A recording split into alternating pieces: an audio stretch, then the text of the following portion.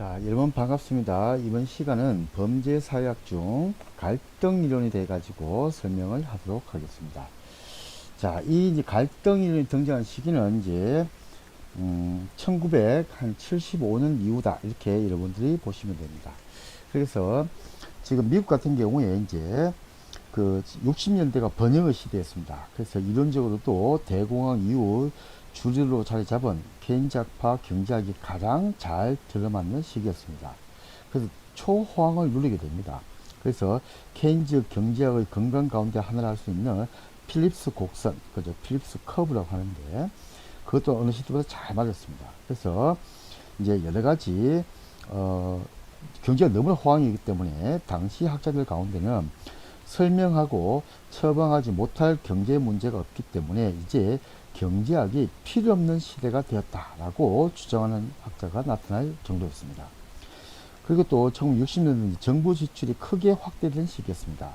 그래서 케네디 대통령의 뉴 프론티어로 시작해가지고 존슨 대통령의 위대한 사회, 그레이트 소사이어티, 그죠? 그래서 케네디의 뉴 프론티어, 그리고 존슨의 그레이트 소사이어티 이런 프로그램을 통해 가지고 빈곤과 인종차별의 완전한 퇴출을 추구하는 그런 시도를 하게 됩니다. 하지만 결국에 이제 미국은 현대에서 가장 뭐랄까 좌절의 시기가 베트남 전쟁입니다. 1960년부터 75년까지인데 이 베트남 전쟁이 확대되면서 헤어나올 수 없는 수렁으로 점점 빠져들게 됩니다. 그리고 60년대 끝나갈 무렵 전쟁이 돼가지고 즉 베트남 전쟁이 돼가지고 진보와 보수로 국론이 분열되고 경제적으로도 뭔가 잘못되고 있다라는 인식이 쫙 퍼지게 됩니다.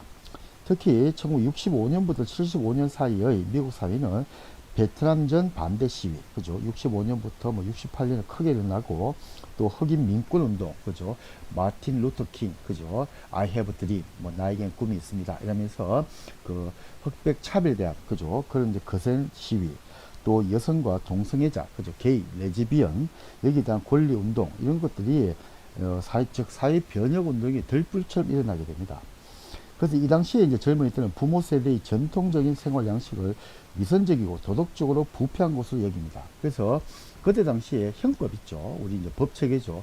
흔히 얘기하는 law and order, 즉 법과 질서다 이렇게 될 때 형법이 돼갖고도 이 당시에 뭐라고 하냐면 상대적으로 힘을 가진 집단들이 그들이 특수한 이익을 신장하거나 그들이 도덕적 선호를 다른 사람에게 강요하기 위해서 형법을 이용했다. 즉 형법도 즉 법체계도 가진 자들이 자기 마음대로 좌지우지했다라는 그런 사상이 쫙 퍼집니다.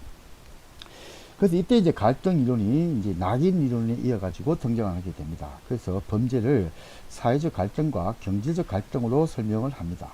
그래서 갈등 이론은 일단 낙인 이론하고 매우 유사하게 범죄의 정치성에 초점을 둡니다. 그래서 범죄에 대한 국가 역할, 형법 제정의 관계, 형사사법 체계 운용상의 차별과 편견 이런 것 등을 이제 연구하고 강조를 합니다. 그래서 이제 1960년대 이런 이제 사회적 갈등의 개념을 처음으로 범죄학에 적용한 인물이 본거, 그리고 다렌드로프, 볼드, 그죠? 조지 볼드 굉장히 유명하죠. 이런 학자들이었습니다. 그리고 또 학계 전반에서 비판 범죄학이 대두해가지고 마르크스, 즉 칼막스의 초기 연구에 대한 관심을 갖기 시작합니다.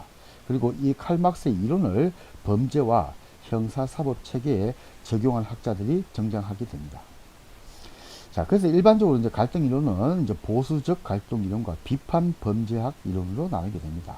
또 이런 비판 범죄학은 크리티컬 크리미널리지라고 하죠. 급진 범죄학, 그죠? 레디컬 크리미널리지, 그리고 신범죄학, 그죠? 뉴 크리미널리지 등으로 구분이 됩니다. 그래서 이제 보수적 갈등 이론은 권력에 관한 것이 주된 관심입니다. 권력. 저기 이제 정치인들, 그죠? 가진 자들에 대한 관심이다. 이렇게 보면 되겠죠. 그래서 비판 범죄학은, 자본주의 경제 체제 역할에 특히 중점을 두고 있다. 이렇게 여러분들이 보시면 됩니다. 그래서 이때 이제 낙인 이론 이후에 결국에 이제 우리가 만약에 미국에 있는 학자다라고 했을 때 이제 진보적인 범죄학자가 있을 것이고 또 보수적인 범죄학자가 있습니다. 이제 양갈래의 학자군이 있습니다. 근데 진보적인 법제학자들 같은 경우는 이제 그 베트남전 발발하면서 그 여러 가지 사회 문제에 대해 가지고 적극적으로 개입을 합니다. 그래서 그 사람들이 여러 가지 문제를 해결하려고 합니다. 이게. 그러다 보니까 정치에 너무 발을 담그게 되고, 그리고 또 정치적인 영향을 너무 많이 받게 됩니다. 그래서 지금의, 예를 들면 우리로 치면 국회의원과 대통령이 여당이고, 또 이제 다른 당이 이제 또 반대당이 되긴, 야당이 되겠죠. 그런 정치적으로 싸움이 막 될 때, 이 범죄학자들이 개입을 하게 되었다는 거죠. 이게. 그리고 이제 비판 범죄학들은 이제 그러니까 진보적 범죄학자들 중에 또 특히 막스주의 범죄학에 또 빠져들게 됩니다. 왜냐하면 1975년 이후에 빈부 격차가 심화가 되고, 또 흑인들은 미국이 즉 번영을 하고 있음에도 불구하고 경제적 혜택을 전혀 못 누리고 있습니다. 그래서 그런 빈부 격차의 심화에 관심을 가지게 되고, 또 자본주의 모순, 또 심화를 이거 어떻게 해결할 것인가 라고 고민을 하게 됩니다. 그래서 이 칼막스의 자본론이 있지 않습니까? 그죠? 캐피탈리즘이라고 하는데, 이 자본론에서 나와 있던 여러 가지 갈등적인 그 부분을 좀 심화 연구를 해가지고 이제 비판 범죄학이 대두가 됩니다. 그래서 이 비판 범죄학에서 이제 급진 범죄학, 그죠? 신범죄학 이렇게 나눠가지고 얘기를 하게 됩니다. 근데 결론적으로는 이 비판 범죄학은 이 경제적인 측면에 관심을 뒀다라고 여러분이 생각을 하시면 됩니다. 그래서 이 경제적, 즉 자본주의 사회에 모순이 돼가지고 이 막스주의 범죄학으로 해결하고자 했다라고 얘기를 합니다. 자, 이제 통제이론입니다. 이건 이제 보수적 범죄 학자들이다라고 얘기를 합니다. 이 보수적이론, 컨저버티브 이 학자들은 어떤 생각을 하냐면, 너무 정치에 발을 담그고 이런 진보적인 운동을 하고 이렇게 하다 보니까 원래 우리 학자들, 즉 범죄학자들은 이런 걸 연구한 사람이 아니지 않냐. 우리는 뭐 한 사람이냐. 우리 같은 경우는 순수하게 범죄 문제에 대해 관심을 가지고 연구를 하는 사람들이다. 근데 왜 우리가 이렇게 정치 문제에 관여를 해가지고 우리의 본질을 벗어나느냐라고 생각을 하게 됩니다. 그래서 순수하게 다시 우리 예전처럼 범죄 문제에 관심을 갖자라고 얘기를 하게 됩니다. 자, 그렇게 해가지고 이제 통제 이론, 즉 컨트롤 시어리가 나오게 됩니다.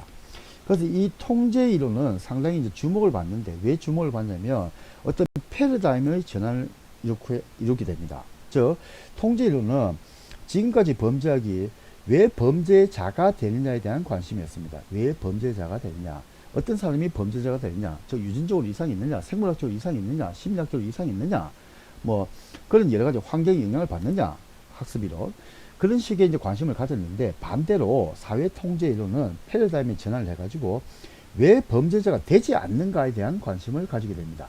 즉 왜 범죄자가 되지 않느냐라고 하는 것은 무슨 말이냐면, 지금 똑같은 빈민가에 살고 있는데 환경이 안 좋습니다. 전부 다 아버지 없고, 그죠? 엄마 있고, 엄마도 우리에게 신경을 안 씁니다. 엄마가 마약하고 있고, 막 이렇게 방치를 하고 있습니다. 방임을 하고 있습니다. 그래서 원래는 환경이 열악하기 때문에 다 범죄자가 되고 마약 사범이 되고 이렇게 해야 되는데, 그 열악한 환경에 있음에도 불구하고 어떤 사람들은 의사, 판사, 검사, 그래서 유명한 미국의 아이비리그, 그죠? 명문대학에 진학을 하고, 그리고 또 경제적으로 성공을 하고, 또 형사사법기관에 또 취업도 하고, 이렇게 훌륭하게 되더라는 거죠. 그래서 왜 범죄자가 되지 않느냐라고 해가지고 관심을 갖습니다. 그래서 첫 번째 견제 이론이라고 하는데, 컨테인먼트 시어리라고 하는데, 자아관념이라고도 합니다. 그죠? 셀프 컨셉인데, 즉 이 개인이 있는데, 이 개인이, 즉 성공한 사람, 즉 범죄자가 되지 않는 사람을 보니까 이 개인의 내적인 자아 통제 관념이 굉장히 훌륭하다는 거죠. 그래서 흔들리지 않다는 거예요. 즉 외부의 환경이 흔들리지 않고 자기 혼자 묵묵하게 바른 길을 쭉 가더라는 거죠. 이게. 그래서 그런 사람을 보니까 이 개인의 내적 통제가 굉장히 잘 되고 있다라고 합니다. 이게. 그래서 이 내적 견제에 보니까 좋은 자아관념, 그죠? 이게 가장 중요하고, 그 다음에 양심이라든지, 그 다음 목표 지향성, 그죠? 또 현실적인 목표, 또 어떤 자제를 냈을 때 인내하는 것, 그죠? 그것도 법을 지키는 것에 대한 어떤 존중, 이런 것들이 있더라라는 것입니다. 그래서 이제 쿨리의 거울 자아 이론 이런 것도 있습니다. 그죠? 루킹 글래스 셀프다라고 얘기를 합니다. 그래서 자기가 이제 멋지다, 난 훌륭하다, I can do it, 난 할 수 있다, 이렇게 하는 사람은 이제 그 범죄 유혹에 빠져들지 않더라라는 것이 이제 견제 이론, 그죠? 자아관념 이론이라고 볼 수가 있습니다. 자, 그 다음에 이 통전의 가장 유명한 것이 이제 허시죠. 허시의 사회의 유대입니다. 이제 이 본드라고 하죠. 이 결속이라고 하는데, 소셜 본딩 시어리다라고 합니다. 그래서 이 비행은 이제 이 허시가 봤을 때 비행의 원인이 뭐냐라고 하니까 사회에 대한 결속이 약화된 것이다. 그래서 범죄를 하지 않는 사람은 어떤 사람이냐, 그죠? 이렇게 한번 살펴보죠. 왜 범죄자가 되지 않느냐, 왜 범죄자가 되지 않느냐라고 보니까 거기서 가장 중요한 이제 네 가지가 나오는데 그 중에 가장 중요한 것이 애착이다, 그죠? 어태치먼트라고 합니다. 그래서 부모, 친구, 그들과 맺은 애정이나 관심을 말합니다. 그래서 좋은 친구가 있다, 훌륭한 부모가 있다, 그럼 범죄를 하지 않더라라는 것입니다. 두 번째 전념입니다. 커미트먼트라고 하는데 자기가 교육, 그죠? 공부하는 것에 자기 올인을 하고 또 저축을 하고, 그죠? 그래서 이런 이제 일상적인 생활 방식과 행동에 투자를 하는 시간과 열정을 의미를 합니다. 전념이라는 것이.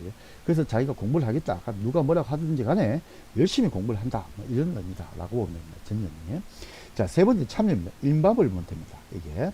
그래서 열심히 자기가 전념을 하다 보니까 일상생활에도 적극적으로 참여를 하더라는 거죠. 그래서 공부에 열중하고 또 가족과 보내는 시간도 굉장히 많이 가지고 참여를 잘하더라. 즉 봉사활동 있는데도 참여도 하고, 그죠? 적극적으로 참여를 하더라. 자, 그 다음에 네 번째가 이제 신념입니다. 빌리프라고 하는데 어떤 사회가 가지고 있는 어떤 그런 이제 그 뭐 중산적인 가치라든지 뭐 이런 것이 있겠죠. 거기에 대해 가지고 자기가 굉장히 좋고 공평하다, 이건 올바른 것이다 라고 자기 스스로 체념을 한다는 겁니다. 예. 그래서 규율과 규범을 굉장히 준수를 하고 있더라, 그죠? 그래서 올바른 신념, 그죠? 나는 우리가 그 위에 명언, 그리고 또 자기만의 또 여러 가지 뭐 그 가운, 그죠? 또 자기만의 또 뭐 하여튼 뭐 좋은 말이 있겠죠. 여하튼간에 이게 너의 그 뭐 신념이 뭐냐, 그리고 너의 좌우명이 뭐냐, 뭐 이런 얘기가 될 겁니다, 그죠? 그래서 그런 것들이 이 아주 훌륭한 사람은 범죄자가 되지 않더라라고 얘기를 합니다. 그래서 네 가지입니다. 어태치먼트, 커미트먼트, 인발브먼트, 빌리프, 그죠? 자, 그 다음에 이제 마지막으로 해가지고 이제 리스트레인트 시어리입니다. 그죠? 억제론이라고 합니다. 그래서 이걸 이제 우리가 흔히 신고전주의 범죄학이다라고 얘기를 하고 1975년 그죠? 베트남전 이후에 이제 등장하게 되었다라고 얘기를 하고, 이제 여기도 역시 비행에 대한 원인이 뭐냐라고 하니까 여기서는 형사사법기관의 처벌 작용을 굉장히 강조를 합니다. 그래서 과거에 우리가 이제 베카레아처럼 범죄 이익이 처벌의 고통보다 크면 범죄가 발생할 것이고, 처벌의 고통이 범죄 이익보다 크면 범죄는 일어나지 않을 것이다 라는 겁니다. 그래서 이거는 이제 고전주의 범죄학으로 회귀하는 경향이다 라고 얘기를 합니다. 즉 범죄를 했을 때 이득과 잡혔을 때 손해를 끊임없이 비교 형량을 해 가지고 자기가 이제 여러 가지를 한다, 이렇게 얘기를 합니다. 자, 그래서 이제 이 이제 억제 이론 같은 경우는 1970년대와 80년대에 각광을 받게 됩니다. 그죠? 그래서 이때 이제 70년대 후반에 일상생활 이론, 그죠? 루틴 액티비티 시어리, 그죠? 그래서 여기서 이제 뭐 동기화된 범죄자, 그죠? 모티베이티드 어펜더, 적합한 대상, 수이터블 타겟, 또 감시의 부재, 에버센스 오브 서베일런스, 그죠? 등은 이제 범죄 발생 요건으로 뭐 주목하는 이론이었습니다. 자, 근데 어떻게 됐든 이런 억제 이론은 90년대, 1980년대 중반 이후 합리적 선택 이론으로 통합이 되게 됩니다. 이게. 그래서 이제 억제 이론에 대한 비판이 여러 가지가 있습니다. 그 중에 가장 큰 이제 문제점은 사기, 횡령 같은 재산 범죄를 좀 뭐랄까 적용될 수 이제 있기가 좀 힘들다, 그죠? 뭐 이렇게 얘기를 하고, 여기는 좀 적용이 잘 되고, 그죠? 반대로 살인, 강도, 강간 같은 그런 범죄는 적용이 어렵다라는 그런 비판을 받고 있습니다. 자, 고생하셨습니다.